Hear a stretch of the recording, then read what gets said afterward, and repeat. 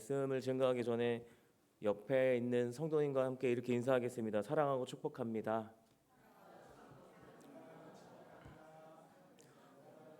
한 가지만 더 덧붙이겠습니다. 올해도 사랑하고 축복합니다.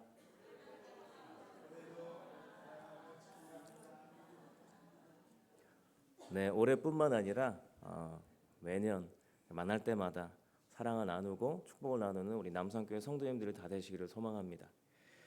오늘 말씀의 제목은 불변하시는 하나님의 깊이인데요. 여기에서 더 덧붙이고 싶었던 깊이를 아는 성도의 삶까지 하려고 했었는데 너무 길면 또 주보에 칸이 부족해서 성도는 신앙 생활을 하면서 무엇을 할까요? 성도는 신앙 생활이 여러 가지가 있겠죠. 그 안에 우리가 궁극적으로 해야 되는 목적과 목표가 어디에 있을까요? 하나님을 아는 데에 있습니다. 하나님의 깊이를 아는 데에서부터 우리의 삶의 내용이 나옵니다. 그리고 우리의 신앙생활의 모습들이 드러납니다. 그런 의미에서 오늘 말씀을 통해서 하나님은 어떤 분이신가, 그리고 그 하나님의 깊이를 아는 사람들 어디까지 알고 또 어떻게 보았고 어떠한 삶을 살아갔으며 그것으로 통하여서 어떤 결과를 나타냈었는지를 한번 보도록 하겠습니다.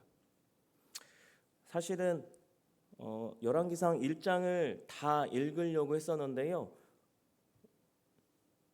오늘 읽은 본문도 읽으시면서 좀 조실 뻔 하시지 않았습니까? 좀 길었죠? 네. 그래서 뒤에 부분만 함께 나누었습니다. 첫 부분에 보시면 열왕기상 1장 앞에 부분에 보시면 다윗이요 이제 노쇠했어요. 그래서 이제 스스로 몸에 열을 낼 수 없는 상황이 되었습니다. 그래서 젊고 아름다운 수냄 여인 아비삭을 품에 두었다 합니다. 그래서 이제 다음 왕을 세워야 하는 상황이 왔습니다. 다윗의 다음 왕이 누구일까요? 하나님께서 누구라고 하셨죠? 솔로몬이라고 하셨죠. 그런데 오늘 본문에서는 우리가 읽은 본문에서는 솔로몬을 왕으로 다윗이 선언하지만 그 앞부분에 보시면 아도니아라는 인물이 나옵니다. 아도니아는 솔로몬의 형이죠. 솔로몬은 몇째 아들인지는 정확히 알 수 없습니다. 그런 여섯째까지는 서열이 아주 정확하게 기록되어 있는데요. 다윗에게는 또 6명의 아들과 9명의 아들과 꽤 많은 아들들이 있습니다. 근데 솔로몬의 첫째 형이었던 암논은 셋째 형 압살롬에게 죽게 되었죠. 그리고 둘째는 다니엘이라고 합니다. 다니엘은 거의 기록에 없습니다. 일찍 죽었을 거라고 추측하고 있는데요. 아비가일의 아들입니다. 오늘같이 중요한 사건에도 사실 그는 언급에서도 없습니다. 그리고 셋째 형 압살롬은 반역으로 죽었고 제가 방금 전에 이야기했던 아도니아는 넷째입니다. 넷째. 그래서 이제 압살롬이 죽고 나서 이제는 내가 왕이 될 수 있지 않을까라고 한 것이죠. 그래서 이 부분 한번 보도록 하겠습니다. 오늘 이야기의 중심에 아도니아가 있습니다. 그거 생각하시면서 1장 5절 6절을 함께 보도록 하겠습니다. 같이 읽어볼까요? 제가 잘못 보냈네요. 네. 성경을 한번 찾아보실까요? 우리가 함께 읽었던 본문의 앞부분입니다. 5절 6절을 같이 읽겠습니다. 시작. 그때에 학기세 아들 아도니아가 스스로 높여서 이르기를 내가 왕이 되리라 하고 자기를 위하여 병거와 기병과 호위병 50명을 준비하니 그는 압살롬 다음에 태어난 자요 용모가 심히 준수한 자라 그의 아버지가 내가 어찌하여 그리하였느냐고 하는 말로 한 번도 그를 섭섭하게 한 일이 없었더라. 아멘. 아도니아는 왕이 되기 위해서 압살롬과 똑같은 행동을 합니다.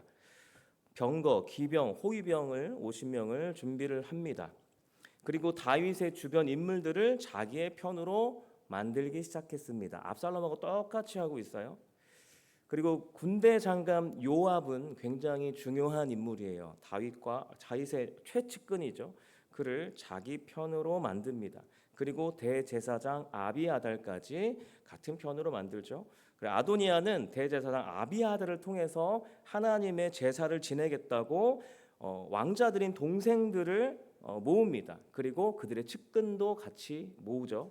그런데 자신과 적대적인 솔로몬, 하나님께서 다음 왕으로 지정하신 솔로몬은 부르지 않습니다. 그리고 요압을 제외한 다른 다윗의 용사들은 부르지 않습니다. 요압만 그 자리에 있었던 거죠. 이 일로 사람들에게 아도니아는 내가 이제 왕위를 계승할 자다라는 것을 굳히려고 했습니다. 이 사실을 안 나단 선지자가 솔로몬의 엄마인 밧세바에게 전하고 밧세바가 다윗에게 이야기하고 다윗은 하나님의 말씀대로 솔로몬이 내 자리에 있을 것이다, 내 자리에 앉을 것이다 라고 선언합니다. 아도니아는 하루아침에 반역자가 되어버렸습니다. 또 그와 함께한 자들은 반역자 옆에 있었기 때문에 역모를 꾸민 것이죠.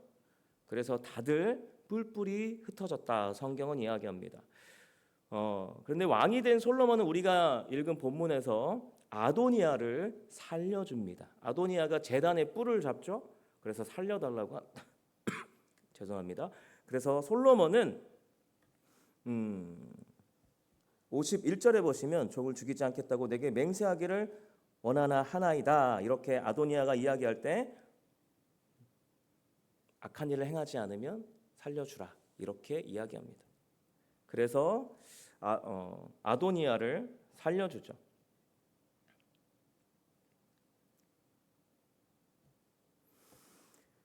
그러고 나서 아버지 다윗이 죽게 됩니다. 그 이후에는 아무 사건 없이 그냥 지나갔을까요? 솔로몬이 왕이 된 상태에서도 아도니아는 다시 또 새로운 일을 꾸밉니다. 그것은 다윗의 마지막 여인이었던 아비삭을 달라고 하는 거죠. 솔로몬은 그의 꼼수를 눈치챘습니다. 그래서 이때 약속했던 52절에 보시면 그에게 악한 것이 보이면 죽으리라 라고 한 그 약속을 행합니다. 그래서 아도니아가 죽게 되죠. 제사장 아비아달은 제사장직을 박탈당합니다. 이때 군대 장관 요압도 죽게 되죠. 왕족, 한 나라의 왕의 가족 이야기, 권력을 잡는 이야기에는 거의 대부분 이러한 일들이 일어납니다. 왜 그럴까요? 인간은 자기 자신의 삶, 지금 나에게 주어진 삶에 대한 만족을 누릴 수 없는 존재이기 때문에 그렇습니다. 그것을 인정하지 못할 때 다른 어떠한 일들을 행하는 것이죠. 그런데 오늘 이 본문을 통해서 하나님은 이 일들을 반역에 대한 일로 우리에게 보여주신 것일까요? 반역하다가 너의 자리를 모르고 반역하다가 실패하면 죽는다. 그러니까 그러지 마라. 이거를 이야기하시는 걸까요? 이것은 굉장히 세상의 이치죠. 당연한 결과죠. 그런 의미에서 이스라엘은 구약에서 어쩌면 자신들의 위치를 정확히 알지 못해서 망했습니다. 그것을 보면서 우리도 그래야 할까? 우리도 그들처럼 하지 않으면 된다로 끝내야 될까요? 하나님은 이스라엘 백성의 역사를 우리에게 왜 보여주셨을까요? 우리는 이스라엘 역사에 관한 이야기 속에서 절대로 잊지 말아야 할 부분이 있습니다. 그것은 그들은 하나님과 인격적인 관계를 맺고 하나님이 어떤 인격을 갖고 계시며 어떤 마음을 품고 계시며 사람들에게 어떠한 생각을 주시는지 나는 누구인지를 보여준다는 사실입니다. 그래서 이 이야기 속에서 하나님에 대한 이해, 하나님을 놓치시면 안 됩니다. 본문을 보시면 이 솔로몬을 하나님께서 왕으로 세운다고 하셨는데, 아도니아는 한번 반역했다가 갱신히 자기의 목숨을 건졌는데도 불구하고 왜 또 덤빈 걸까요? 아까 우리가 읽었던 열왕기상 1장 5절과 6절에서 한번 힌트를 찾아보시겠습니까? 아주 간단합니다. 아도니아가 스스로 무엇을 했죠? 높여버렸습니다. 그리고 자기를 위하여. 그리고 6절에 보시면 한 번도 그를 섭섭하게 한 일이 없었던 아버지가 있었습니다. 스스로 높여서, 그리고 한 번도 그를 섭섭하게 하지 않은 하나님이 있어서, 그러니까 아버지가 섭섭하게 한 일이 한 번도 없어서 자신을 스스로 높였다. 근데 여기선 또 문제가 있죠. 그렇다면 아버지가 자녀에게 섭섭하지 않은 자녀들은 다 자기를 스스로 높입니까?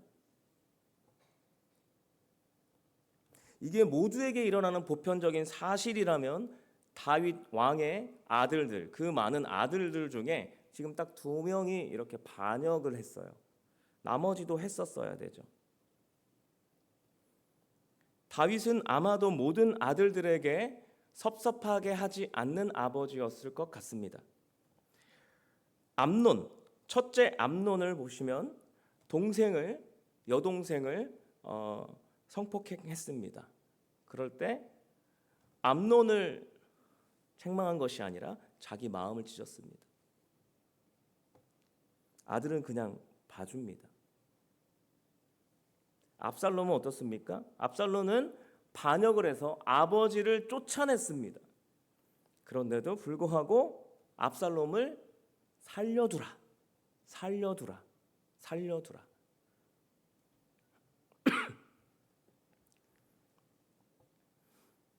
그런 아버지를 모신 아들들입니다. 근데 다 스스로 높이지 않았습니다. 이 사실을 통해서 무엇을 알 수 있습니까?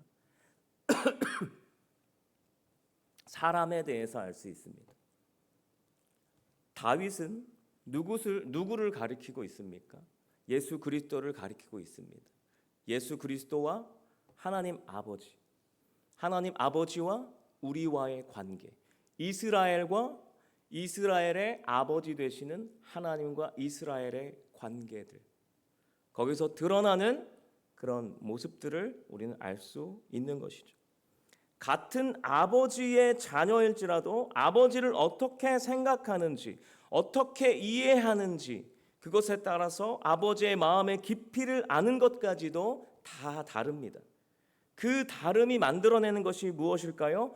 아버지와 관계된 삶의 내용입니다. 우리가 하나님 아버지로 모시고 살아갈 때 우리의 삶의 모양이나 우리의 마음이나 우리의 생각은 하나님의 깊이를 아는 데에서부터, 하나님이 어떠한 분이신지 아는 데에서부터 파생된다라는 것이죠. 그리고 더 나아가서 그와 관계된 모든 영역에까지 우리의 삶이 미칩니다. 아인슈타인의 상대성 이론에서 특수 상대성 이론이 있습니다. 빛은 특수하기 때문에 절대로 변하지 않는 물질이라고 합니다. 그러나 그 빛을 우리가 어디에서 보느냐에 따라서 달라집니다. 그 길이 우리가 멀리 있다면,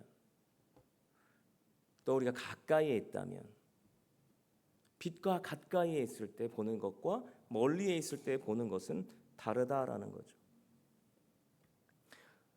그래서 우리가 해를 볼 때 집에서 보는 해와 다른 곳에 가서 보는 해가 다른 것이죠. 또 안에서 보는 것과 밖에서 보는 것이 다릅니다. 시간이 달라도 달라지죠. 그리고 내가 빨리 달리면 또 달라지고 걸으면 또 달라집니다. 그러나 빛의 속성은 달라지지 않습니다. 성경에 드러난 하나님은요, 우리가 믿는 하나님은요, 불변하시는 하나님이십니다. 바뀌지 않으십니다.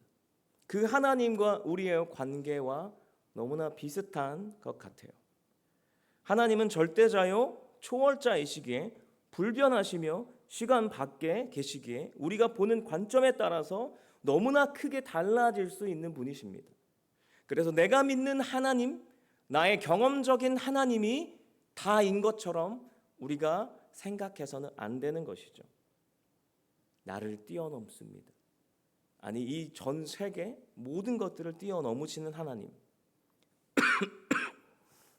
그러나 우리의 시각이, 우리의 생각이 너무 짧기에 하나님을 섬기는데도 어떤 이들은 같은 하나님을 섬겨도 어떤 이들은 하나님은 사랑이시다라고 이야기하고 어떤 이들은 하나님은 심판자이시다. 어떤 이들은 하나님은 힘이다. 어떤 이들은 하나님은 이 자연이다. 등등 설명합니다. 그러면서 자신이 설명하는 하나님이 모든 것이 되었는 것처럼 그것이 다인 것처럼 이야기하는 것이죠. 그래서 그 안에서 삽니다. 마치 아도니아가 아버지에 대해서 아버지가 섭섭하지 않게 하시는 아버지로만 여겼던 것처럼 아버지는 분명히 이 아들이 잘못했을 때 때릴 수 있는 아버지였음에도 불구하고 섭섭하게 하지 않았던 것인데 그것을 그냥 섭섭하지 않는 그 환경만 섭섭하지 않는 그 하나님으로만 아버지로만 여겼던 것처럼 섭섭하게 하지 않으시는 하나님 안에서만 사는 성도가 있습니다. 또 반대로 섭섭하게 하시는 하나님 안에서만 사는 성도가 있습니다. 하나님은 성경에 계시한 대로 아니 그것보다도 더 온전하고 불변하심으로 그 자리에 계시지만 그분을 아는 우리가 다 다르게 하나님을 믿는 자라 할지라도 하나님에 대한 지식과 깊이가 다릅니다. 그래서 하나님은 우리에게 신적인 성장을 요구하셨습니다. 내가 거룩하니 너희도 거룩하라. 하나님이 온전하니 너희도 온전하여질 것이다 라는 사실을 하나님께서 예수 그리스도를 통하여서 우리에게 예수 그리스도의 장성한 분량까지 자라날 수 있다는 사실을 알려주신 것이죠. 예수님께서 우리에게 뭐라고 말씀하셨죠? 나를 본 자가 아버지를 본 자다라고 합니다. 너희는 나를 따라오라. 자기 십자가를 지고 따라오라 하시죠. 그게 무엇일까요? 우리가 가진 경험들, 우리가 가진 생각들 이것을 내려놓아야 합니다. 그때 우리의 사고가 넓어집니다. 하나님에 대한 이해와 배경으로 인해 내가 가지고 있던 경험적인 세계관, 지식적인 세계관, 관계적인 세계관 이것이 다 깨어져야 하는 것이죠. 우리 안에는 여전히 진화론, 우리의 문화 안에는 진화론의 문화가 있어요. 진화론은 정말 쉽습니다. 인간에게 모든 가능성이 있다는 것이 진화론입니다. 창조론은 무엇일까요? 인간에게 가능성이 없고 오직 하나님에게 가능성이 있다는 것입니다. 우리는 이 문화, 진화론이라는 이 문화 안에 있는 세계관까지도 다 깨져야 합니다. 우리에게는 나에게는 소망이 없습니다. 오직 하나님께 그리고 나와 함께 살고 더불어 살고 계시는 예수님께 우리의 소망이 있는 것이죠. 인간은 하나님과 간극이 너무나 큽니다.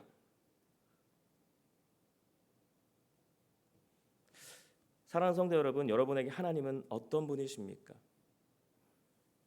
무엇 하나로 정의할 수 없겠죠.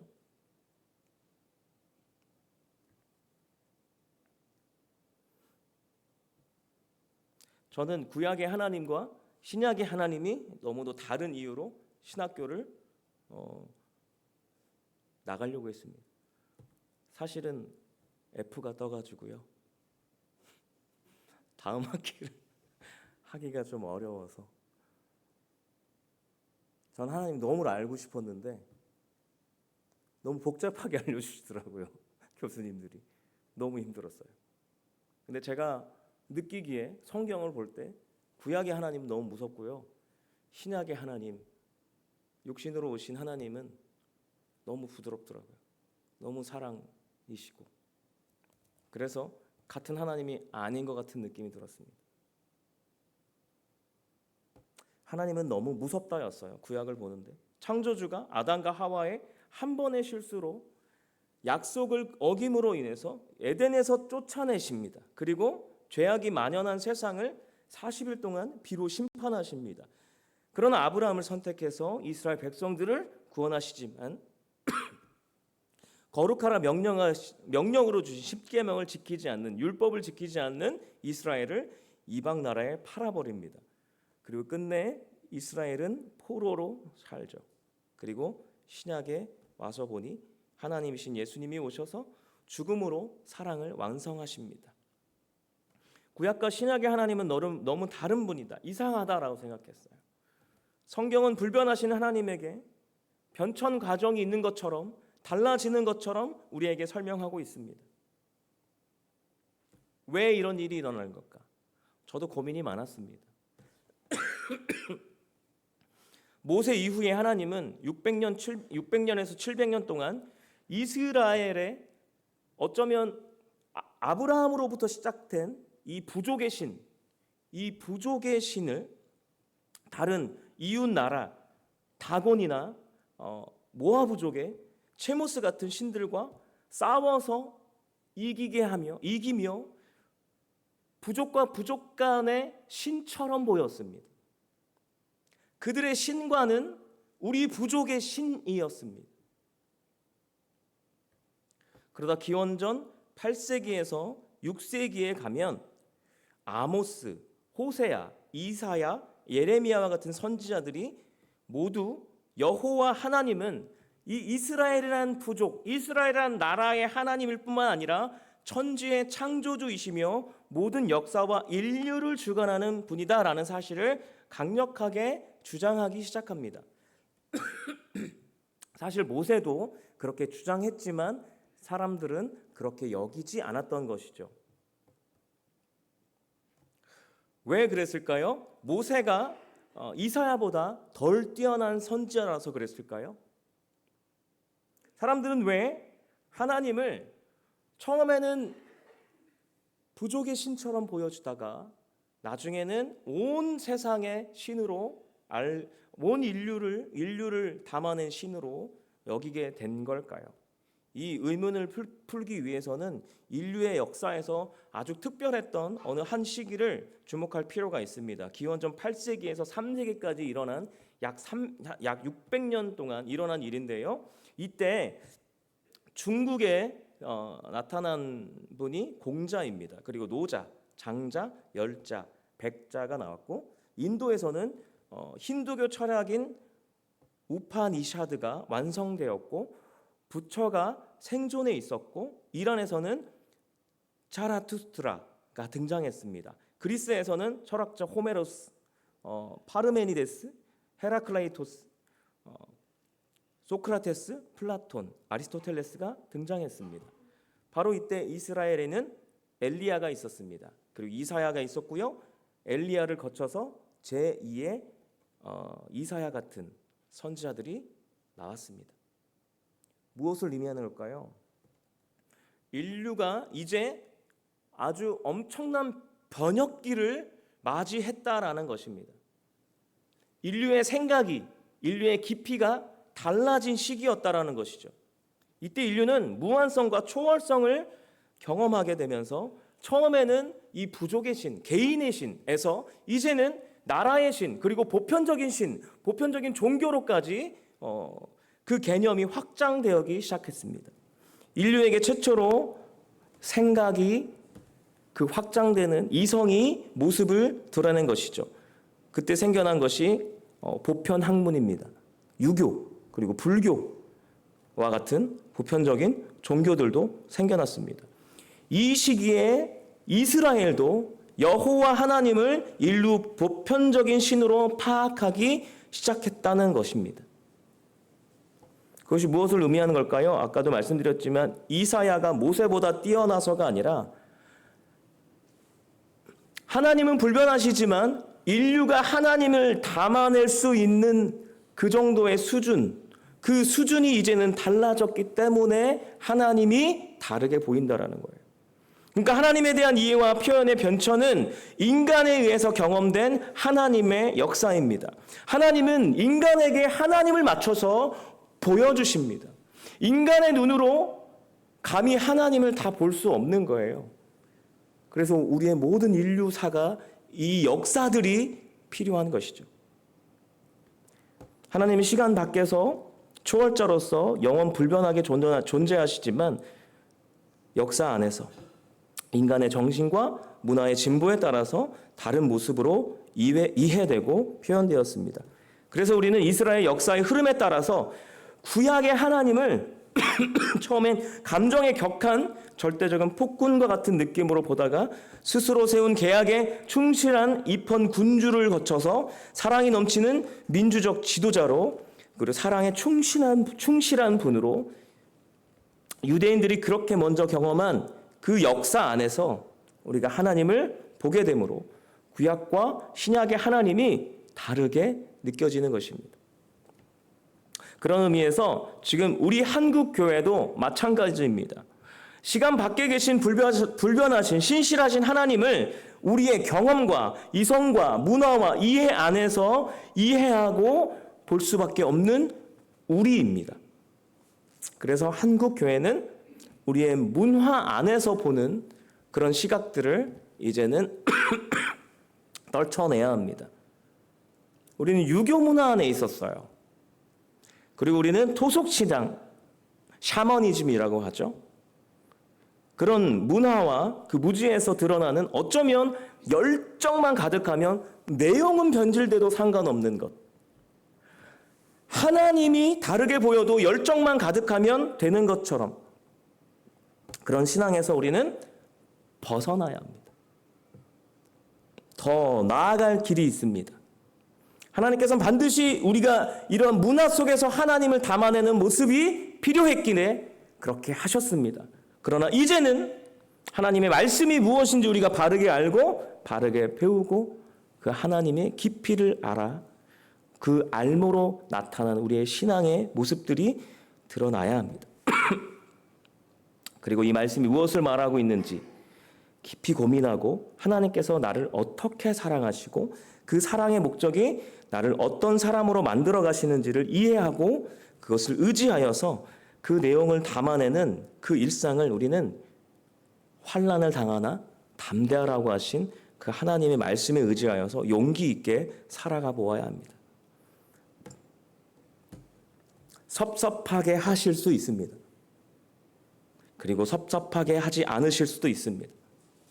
불변하신 하나님을 우리의 열정으로, 우리의 진심으로 나의 뜻 안에 가두려 하지 않고 하나님을 바꾸려 하지 않고 내가 더 깊이 하나님의 뜻에 들어가야 합니다.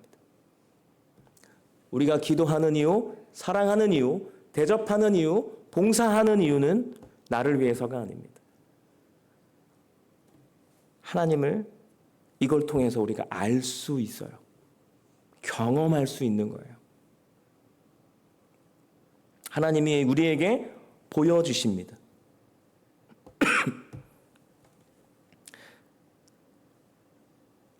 중요한 것은 우리 하나님은 우리에게 관심이 많으십니다.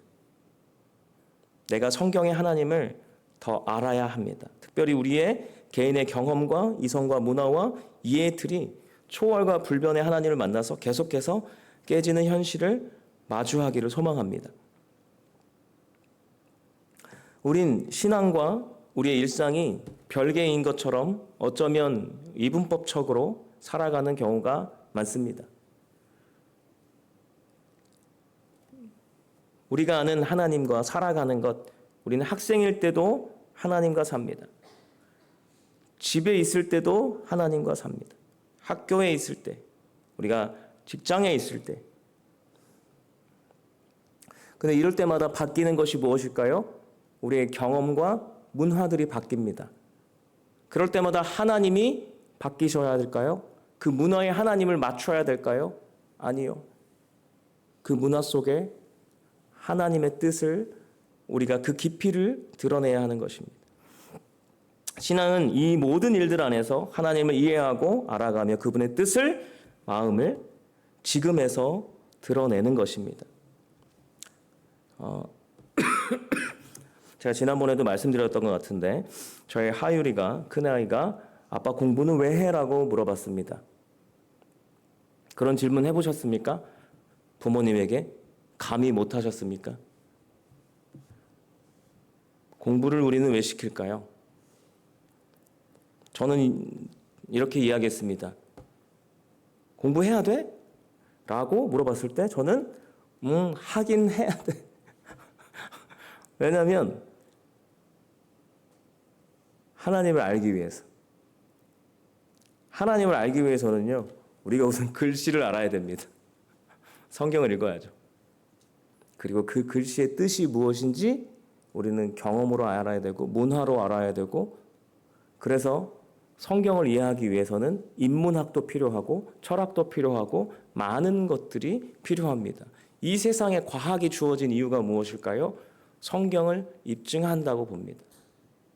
입증하는 것입니다. 하나님을 인류가 입증해 가는 것입니다. 지식의 궁극적인 목표는 진리를 아는 것입니다. 그것이 우리를 자유케 할 것입니다. 그 자유가 예수 그리스도 안에 있습니다. 요한복음 14장 4절에서 7절을 같이 함께 읽도록 하겠습니다. 같이 읽겠습니다. 시작. 내가 어디로 가는지 그 길을 너희가 아느니라. 도마가 이르되 주여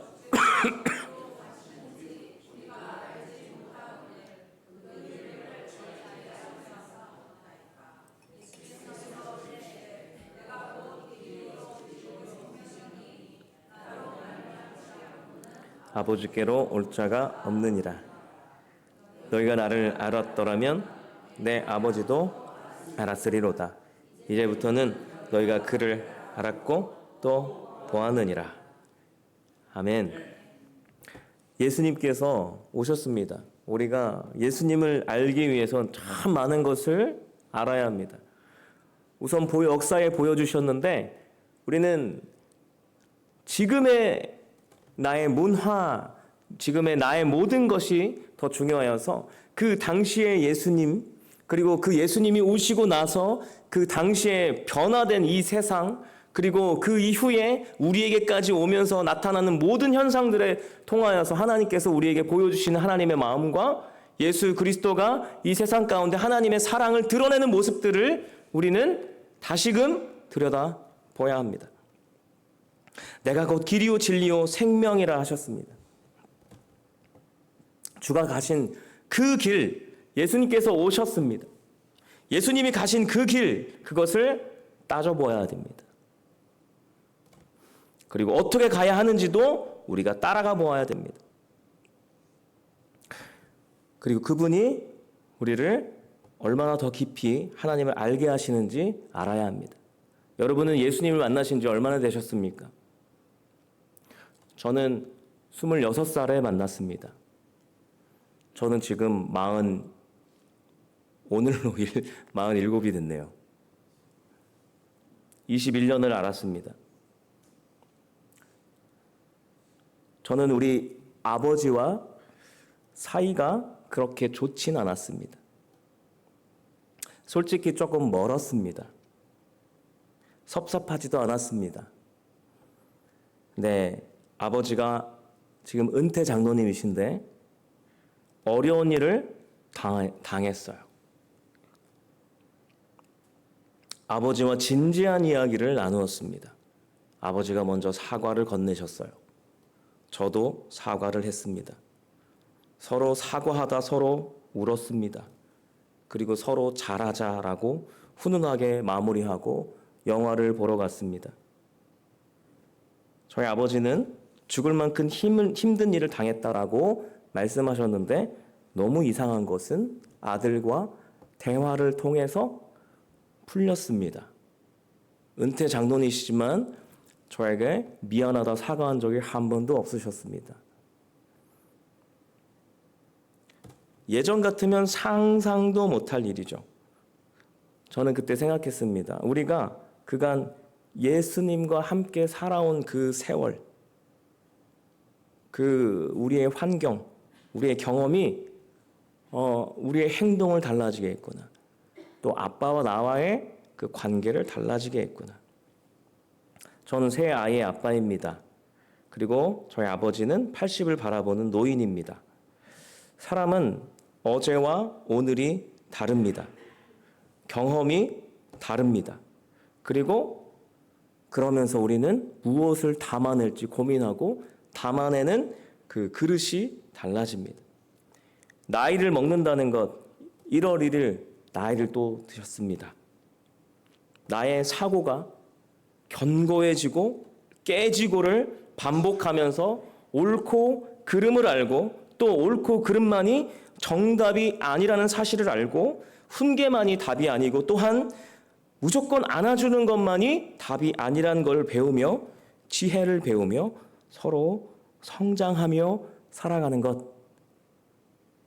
그 안에 우리가 하나님의 깊이를 담아내고 예수 그리스도와 함께 살면서 우리가 실제적인 변화가 일어나는 것을 우리는 경험해야 됩니다.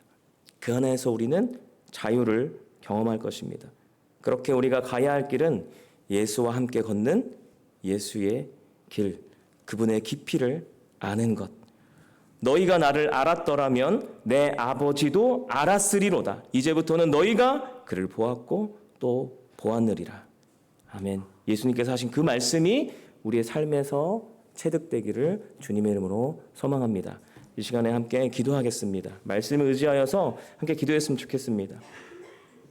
우리가 아는 하나님 아버지, 우리를 이 땅에 보내시고 우리에게 생명을 넣어주셔서 하나님의 생명으로 우리를 살게 하시는 하나님, 또 우리가 아담과 하와의 그 죄악으로 인하여서 우리 모두가 죄인입니다. 우리뿐만 아니라 이 세상 모두가 죄 가운데 다 살고 있습니다. 그러나 우리를 특별히 하나님께서 사랑하여 주셔서 하나님의 사랑을 담아내게 하시고 그 높으신 하나님을 알게 하시고 경험하게 하시고 그 경험을 통하여서 하나님의 사랑이 얼마나 놀랍고 하나님의 그 은혜가 얼마나 충만한지 우리를 알게 하시는 것. 그 은혜로 우리 살게 하여 주시옵소서. 그 은혜 가운데 우리가 하나님을 온전히 담아내며 우리가 한 살 한 살 더 하나님께로 가까이 나아가며 변치 않으시는 그 하나님의 사랑과 변치 않으시는 그 하나님의 은혜를 온전히 경험하고 그 은혜 속에 살아가며 그 사랑을 나누어 주며 그 사랑 안에 기도하고 사랑하고 대접하며 봉사하는 우리 모두가 되어질 수 있도록 인도하여 주시옵소서라고 이 시간 주여 한번 간절히 부르짖고 함께 기도하며 나아가기 원합니다. 함께 기도하시겠습니다. 주여, 주여 하나님, 하나님의 은혜가 얼마나 아버지 하나님